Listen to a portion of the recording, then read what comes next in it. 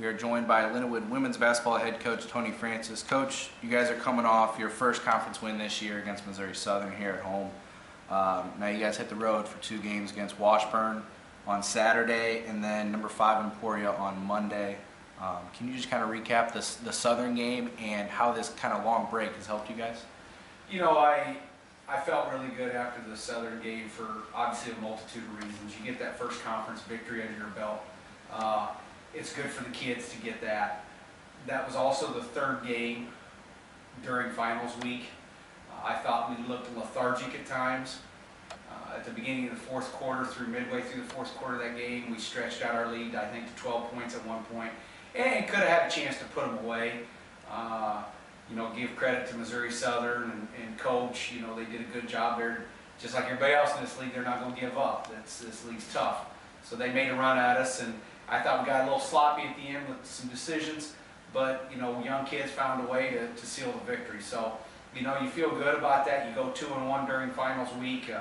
Very stressful. We have, you know, kids that are high academic achievers. So, you know, we had, you know, quite a few of them pull some all-nighters, you know, midway through the week. So trying to get their bodies to recover and play you know, a 40-minute college basketball game could be difficult for young kids. So, you know, we feel good about it. Now we had you know, we basically in a week off here. We've been doing 2-a-days, focusing obviously for 2 hours on defense. We've got to shore up our defense, you know, in a serious way. And then we do an hour in the evening of shooting. You know, hopefully we can raise that 3-point field goal percentage up a little bit.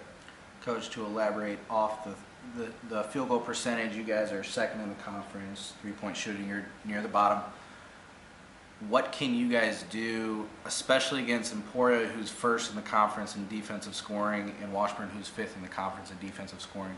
What can you do to kind of round out your shooting and not just score on the inside, but improve that outside shooting? Well, we've been working on that this week when we've been working on our offense.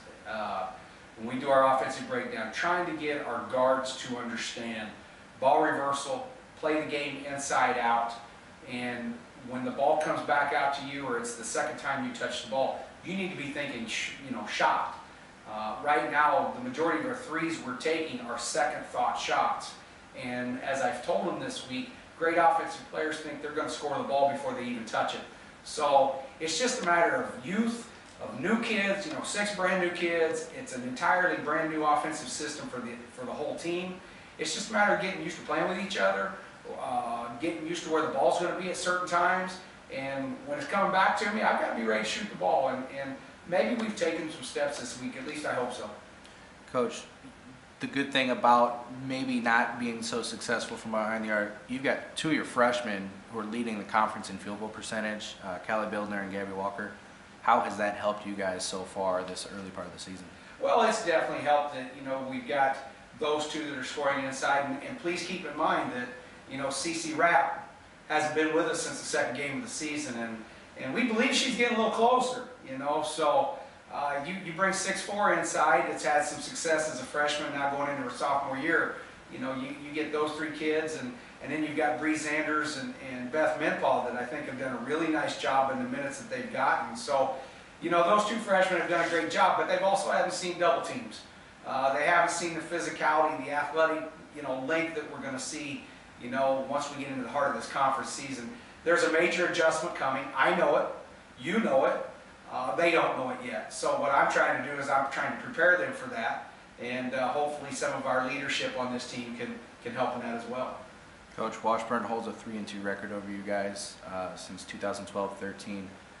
What is going to be, maybe not the game plan, but how are you guys going to pull out a victory against Washburn and then move on Monday against Emporia? We have to compete every possession out there. You know, Washburn's got some length and athleticism inside. They have veterans on the perimeter that shoot the ball well. They drive the ball well. They're multidimensional. They can score at 3 different levels on the court. You know, and they're always tough at home.